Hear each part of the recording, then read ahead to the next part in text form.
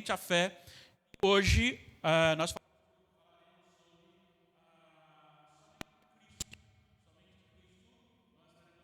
abordando, então, aqui esse tema. Noite, nós fecharemos com somente glórias a Deus, tá bom?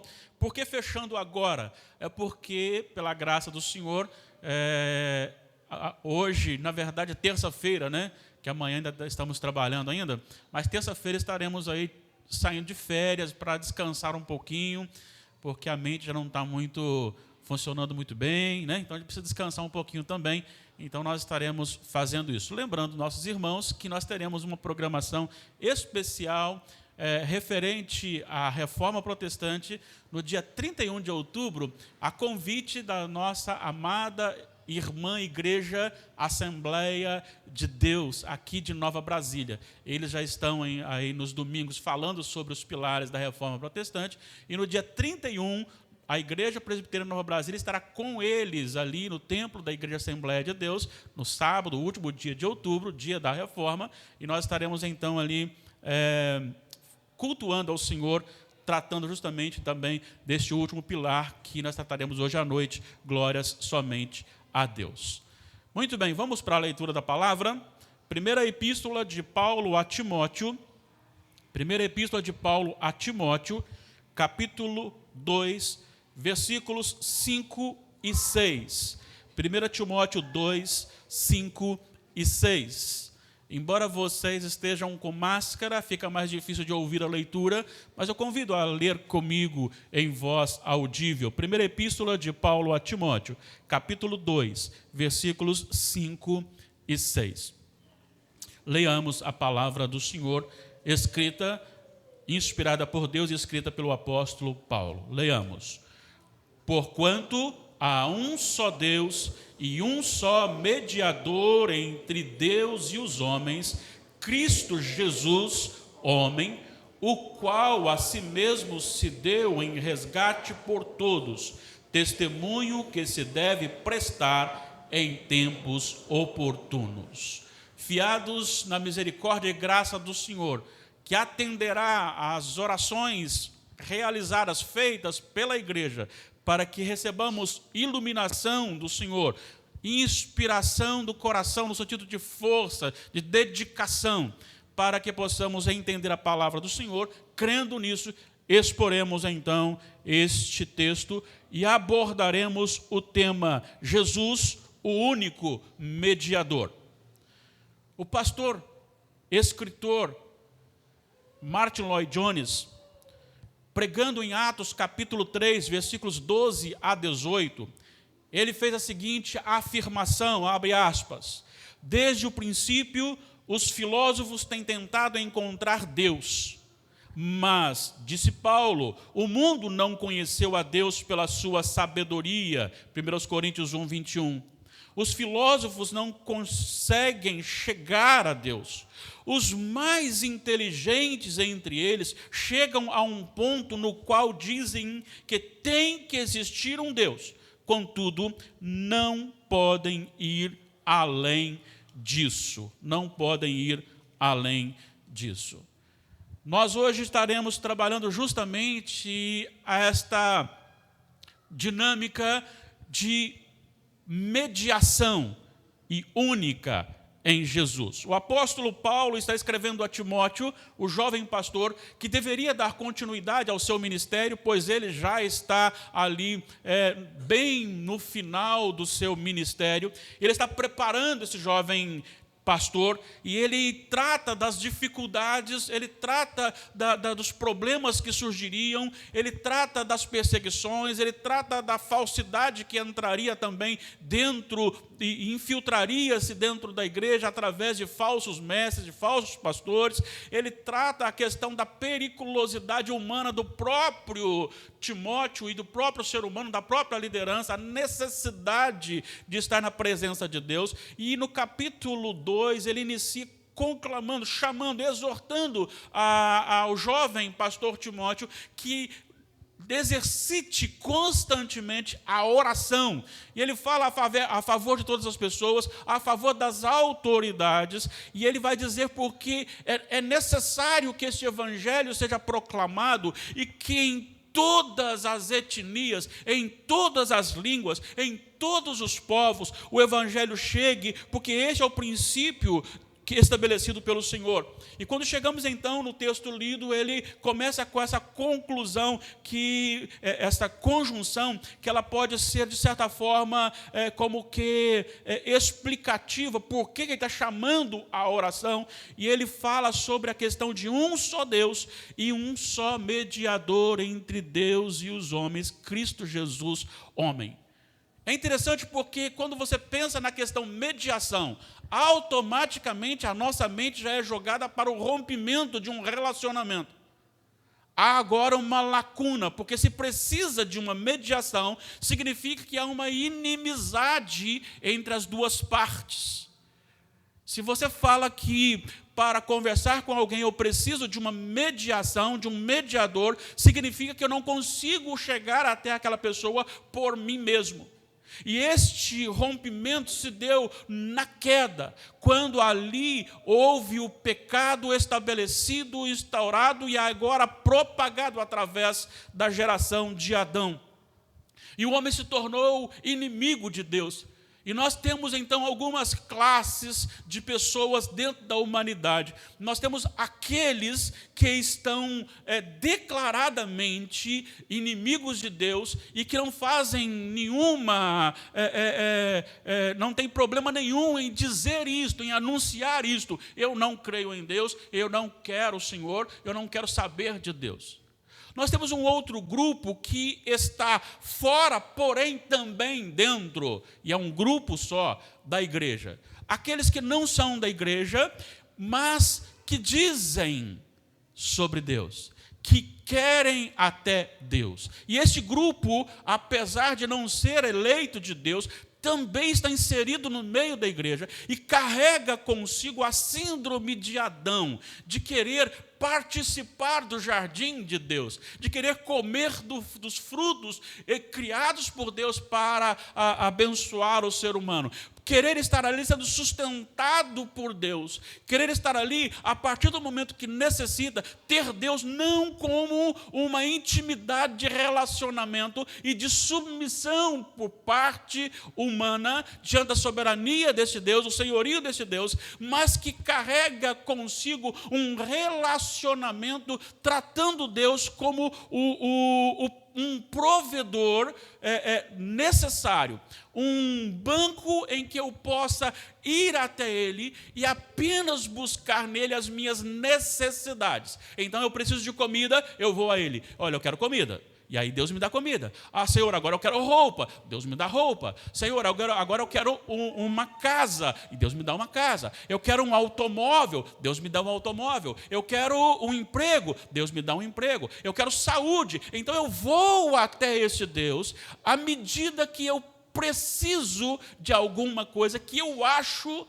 que só Ele pode me dar e que o restante, como se o restante eu pudesse fazer sozinho. Isto é chamado de síndrome de Adão. Adão não quis Deus, mas quis ficar no jardim de Deus. Ele escondeu no jardim de Deus. E esses homens, esse grupo de pessoas, esse grupo não quer o domínio de Deus, não quer os mandamentos de Deus. Este grupo não quer a ordenança de Deus. Este grupo não quer que Deus governe sobre ele, que Deus determine o que ele deve pensar, falar e fazer. Eles querem apenas aquilo que Deus pode oferecer dentro da sua liberdade de satisfação carnal. Mas temos também aquele grupo que está dentro da igreja e que são os eleitos de Deus e que alguns ainda estão fora e serão chamados no momento de Deus, que entenderão, e aqueles que estão já entendem, mas precisamos desenvolver este relacionamento, porque nós ainda aqui na presença de Deus lutamos contra a síndrome de Adão. Muitas vezes nós colocamos os nossos prazeres nas coisas da terra, nas coisas do mundo, nas coisas secundárias, nas coisas limitadas, nas coisas temporais. E temos pouco prazer nas coisas divinas, nos relacionamentos com Deus, no momento de poder falar com o Senhor, no momento de poder ouvir a palavra de Deus, de compartilhar os feitos do Senhor. E se tem uma coisa que eleva a sua intimidade com Deus, se tem uma coisa que faz você amar o Senhor, é você começar a meditar nos atributos de Deus. Então, quando você pensa nessa questão de mediação, significa que o homem não tem capacidade para chegar até o Senhor, ele necessita. E por que, então, único? Há um só Deus e um só mediador. Eu queria chamar a sua atenção para a relevância desse tema para aqui e agora. Ele surgiu, então, na reforma, ele vem desde o tempo de Adão, mas ele surgiu na reforma como solos Christus, no sentido de que a igreja havia sido adulterada na história, introduzido no seu culto e no relacionamento para com Deus, também coisas estranhas, e entre elas a mediação dos santos e de Maria principalmente. Por isso, Lutero, no dia 31 de outubro de 1517, fixou lá, mas antes dele muitos outros vinham tentando corrigir isto, entre outras coisas, e por isso, então, Deus concedeu, aprove ao Senhor que Lutero fosse quem pregasse lá as 95 teses, entre elas seria a questão da mediação somente por Jesus Cristo. E por que a mediação só pode ser através de Jesus? E é aqui que eu quero chamá-lo para uma conversa e uma meditação na palavra do Senhor, que será de grande valor para a nossa vida. Porque, em primeiro lugar, para pagar o pecado do homem, tinha que ser um homem. Para pagar o pecado do ser humano, tinha que ser um ser humano. E aí você pensa na questão da incapacidade do homem. Por que a incapacidade do homem? Poderia ser Jesus e mais alguém? Não. Por isso, Deus se encarnou. Não poderiam ser os anjos, porque os anjos são seres celestiais, eles não são humanos. Tinha que ser Jesus e ele tinha que se encarnar. Gálatas, capítulo 4, versículo 4.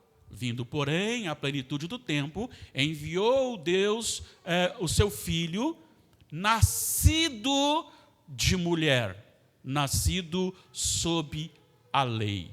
Então você tem agora o próprio Deus, o Deus Filho, se encarnando, assumindo a forma humana.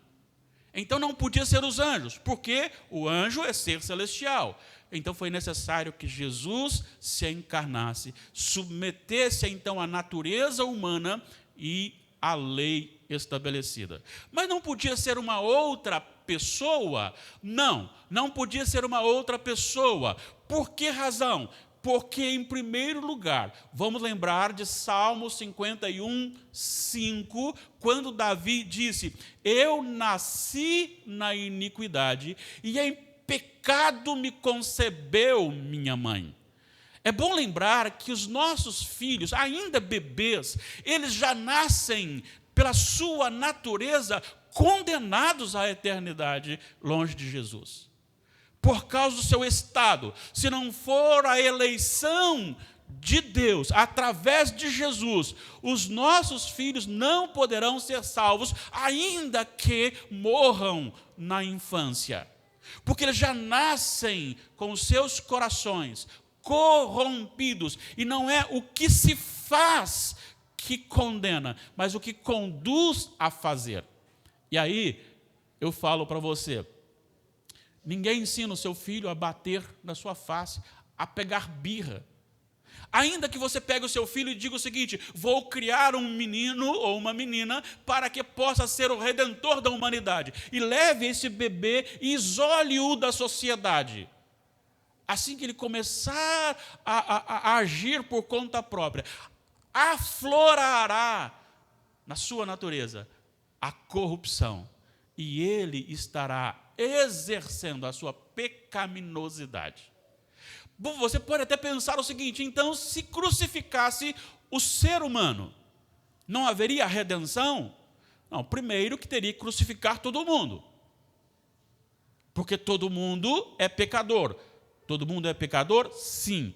Vamos lembrar de Romanos 3,19. A lei veio para calar toda a boca e dizer que todo homem é culpável perante o Senhor. Bom, mas e aquele que não nasceu debaixo da lei, que está lá agora numa tribo que nunca ouviu nada a respeito da lei? Romanos 1:20 vai dizer que Deus, a sua criação, manifestou a sua glória com intensidade suficiente para que toda criatura, ao olhar não só a criação, mas o governo ordenado de Deus sobre todas as coisas, se curvasse diante deste Criador e não da criação. Por isso, todo o homem fora da lei também é culpável. Resumindo, todos pecaram e carecem da glória de Deus. Resumindo, a Romanos 3:23, Romanos 5:12, vai dizer que por um só homem, Adão, entrou o pecado no mundo, e o pecado passou a todos os homens, pois todos pecaram. Mas e Maria? Ela também pecou? Sim, ela também pecou pelo fato de que o que nós já expomos já é suficiente para mostrar que também Maria não é imaculada, ela também pecou. Mas há uma afirmação dela, uma declaração dela como pecadora. E está em Lucas 1, não me lembro agora se é o 22, vou conferir aqui para que você tenha esta informação. Lucas capítulo 1, Lucas capítulo 1, versículo 47. Começa no 46. Então disse Maria: a minha alma engrandece ao Senhor, e o meu espírito se alegrou em Deus, meu Salvador. Bom, só quem precisa de Salvador é quem não pode salvar a si mesmo. Se ela fosse imaculada, ela não precisaria de um Salvador. Mas eu preciso também fazer aqui uma correção, porque existem muitos evangélicos que olham para Maria com um olhar degenerativo. Mas eu queria dizer o seguinte: embora ela fosse pecadora, a graça de Deus a redimiu. E ela foi aquela mulher que foi um exemplo para todo ser humano de submissão a Deus em meio às mais tormentosas situações. Quando ela então é chamada para ser a mãe de Jesus Cristo. E ela tinha que ser mãe de Jesus Cristo, e ela começa agora, antes mesmo do seu casamento, no preparo do seu casamento, e ela tinha que enfrentar isto diante da sociedade, numa sociedade que vivia sob a lei, cujo decreto era adultério, morte por apedrejamento. E ela então, sem entender muito, disse, e Mateus registra: cumpra-se em mim o teu querer. Quando nós vamos então para entender isto, como que o homem podia ser o mediador? Não, ele não podia ser o mediador, porque ainda que pegasse um de nós e levasse para a cruz, não é a cruz que soluciona o problema, não é a crucificação, não são os pregos na mão que resolvem o problema. A cruz é o modo mais terrível que levaram o nosso Senhor, que mataram o nosso Salvador, mas o que está por trás disso é justamente a ira de Deus manifestada. Porque se fosse comigo, eu seria crucificado e ainda assim eu receberia o justo castigo pelo meu pecado, a morte e a condenação eterna. Porque a crucificação para a minha vida não seria suficiente para me libertar, para me redimir, nem mesmo do meu pecado. Quanto mais os outros. Porque eu sou pecador. E o que diz Romanos 6:23, o salário do pecado é a morte, a primeira parte do versículo.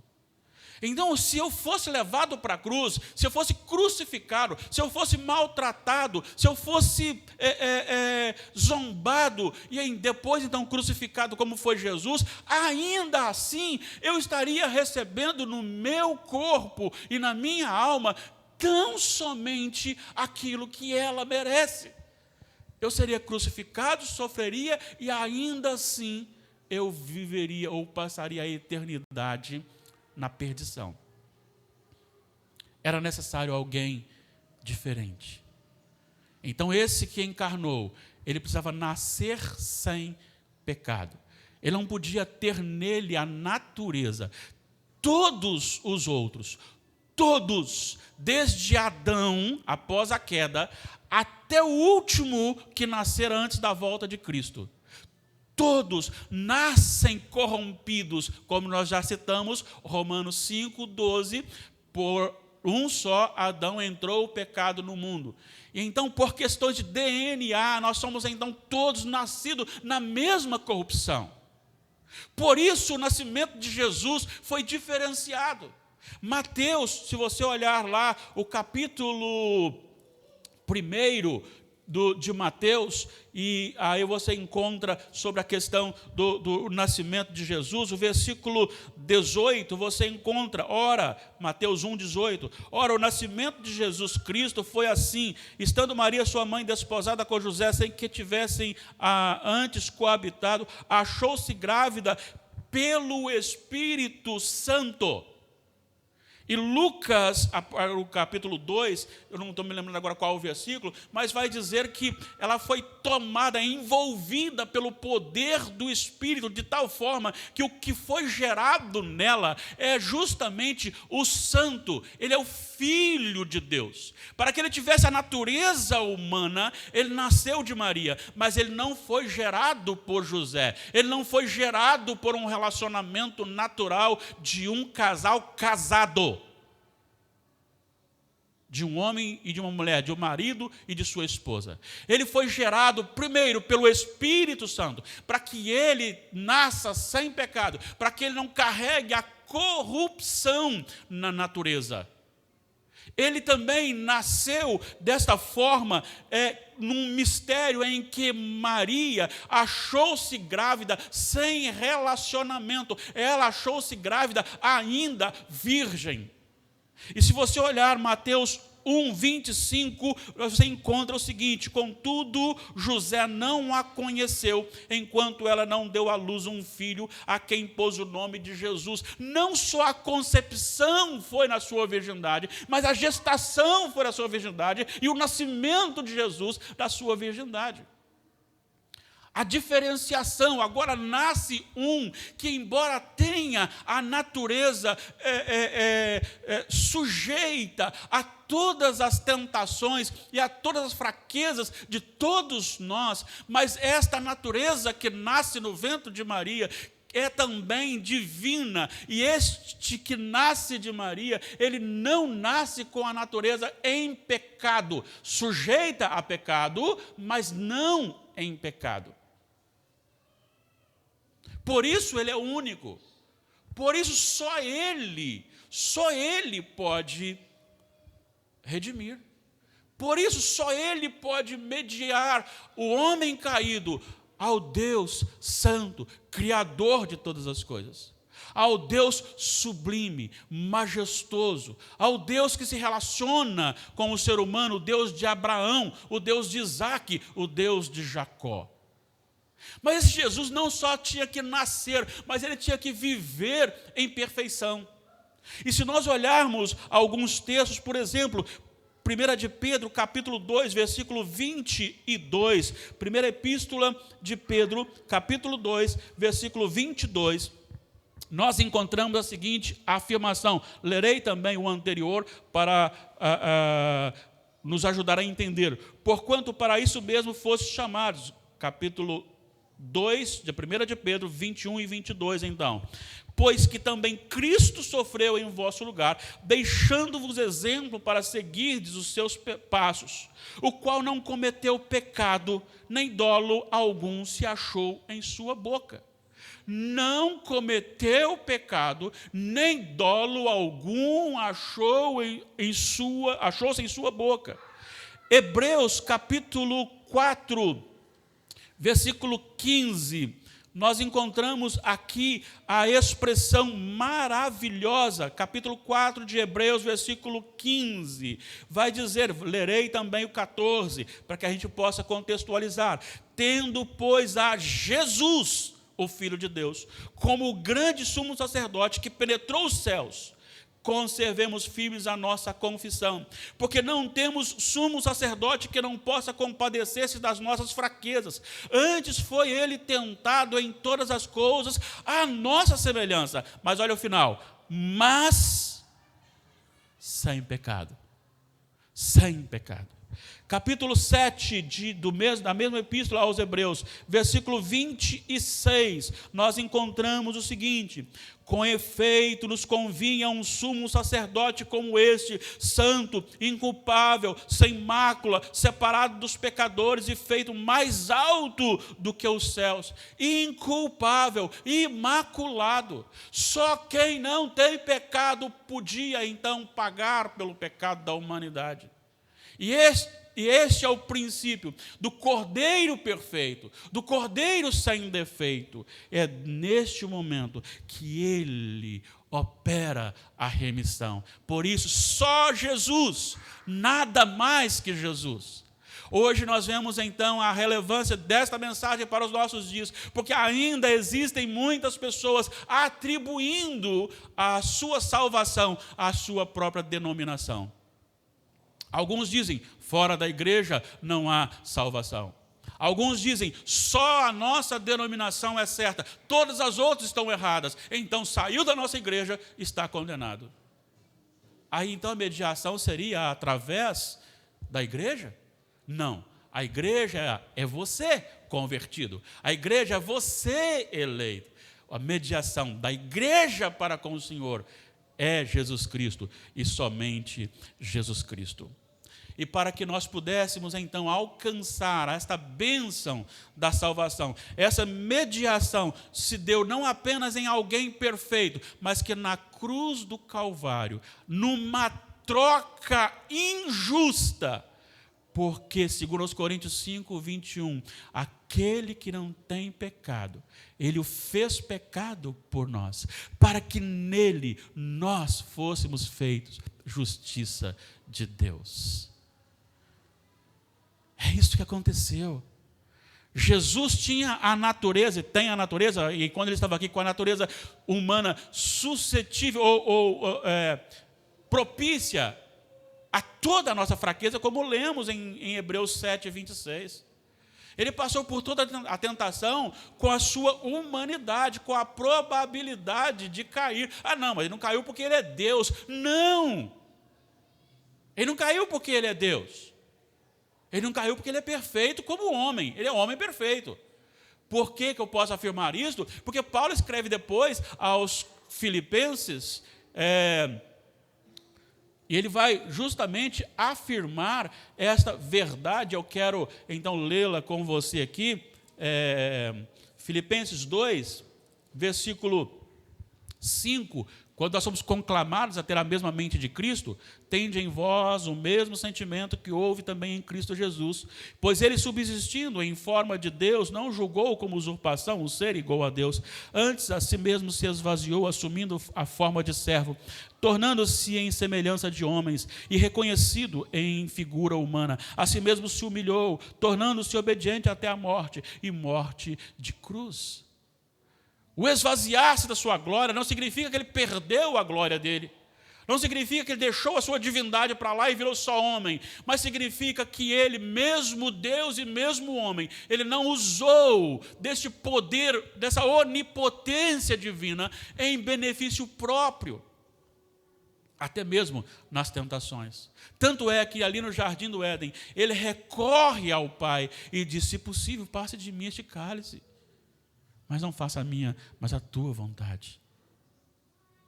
E é justamente na cruz, que não é uma simples crucificação, mas é ali, naquele momento, quando ele recebe a ira. E não é só a ira que viria sobre mim, é o ajuntamento da ira de Deus sobre todo eleito, todo convertido, todo aquele que crê em Jesus.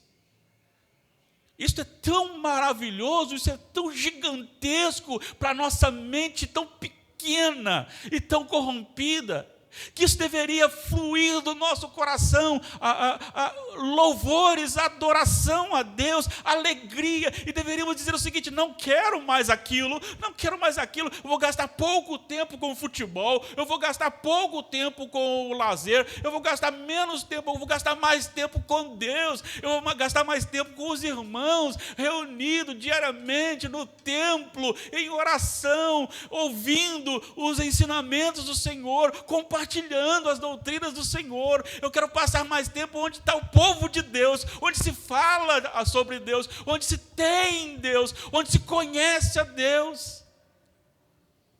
Isso que nós acabamos de expor aqui, Jesus como nosso único mediador, diante de tudo aquilo que nós afirmamos, aquilo que Jesus fez por mim. Olha, amigo, irmão, se você está aqui agora, você sabe disto, você tem muitos amigos, enquanto você está satisfazendo os seus amigos.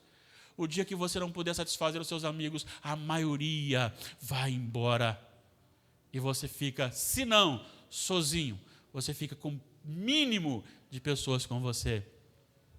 Mas este mediador, olha que glória, olha que coisa maravilhosa.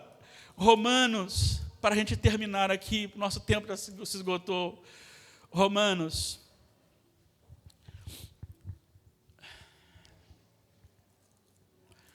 capítulo 8, a partir do versículo 31. Que diremos, pois, à vista dessas coisas? Se Deus é por nós, quem será contra nós?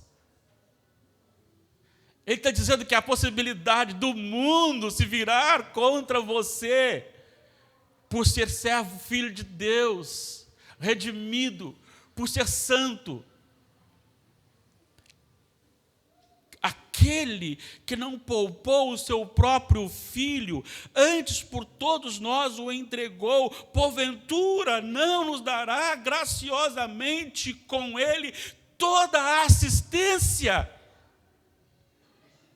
Preste atenção nisso. Olha só que ele continua no 33. Quem intentará acusação contra os eleitos de Deus? É Deus quem os justifica. Versículo 34. E é aqui que eu quero chegar.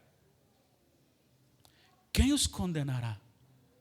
É Cristo Jesus quem morreu, ou antes, quem ressuscitou, o qual está à direita de Deus e também intercede por nós. Ele continua sendo o nosso mediador, vivo, ressuscitado. Todos os outros morreram e não ressuscitaram. Ainda não. Você tem o islamismo com Maomé, uma religião de bons costumes, de coisas, leis feitas, e eles o tratam como o maior profeta depois de Abraão, mas ele morreu e está morto. Buda morreu e está morto. Confúcio morreu e está morto. Denominações passam, Mas Cristo Jesus, o único mediador, Ele morreu, Ele ressuscitou, Ele está vivo, Ele está à direita de Deus e intercede agora por mim e por você. Por isso Ele é o único mediador, a Ele toda a honra, toda a glória, todo o louvor e toda a adoração. A Deus nos curvamos. Não há lugar para denominação, não há lugar para pastor, não há lugar para líder, não há lugar para famosos, não há lugar para obras, não há lugar para nada, não há lugar para os apóstolos, não há lugar para os profetas, não há lugar para a família de Jesus, não há lugar para mais ninguém, a não ser o trono do nosso Jesus, o Rei Supremo, cujo trono está no céu, na pessoa de Deus, englobando então Deus Pai, Deus Filho e Deus Espírito Santo, reinando, administrando soberanamente todo o universo. Levantam contra Ele, falam contra Ele, zombam dEle, e pensam que Ele não está vendo, e pensam que Ele não está agindo, mas Ele está porque Ele salvou o seu coração, porque Ele o faz ter alegria no Senhor, ter prazer no Senhor. Por isso, Jesus é, sim, e sempre será o único mediador entre Deus e os homens. Somente Jesus. Vamos colocar em pé?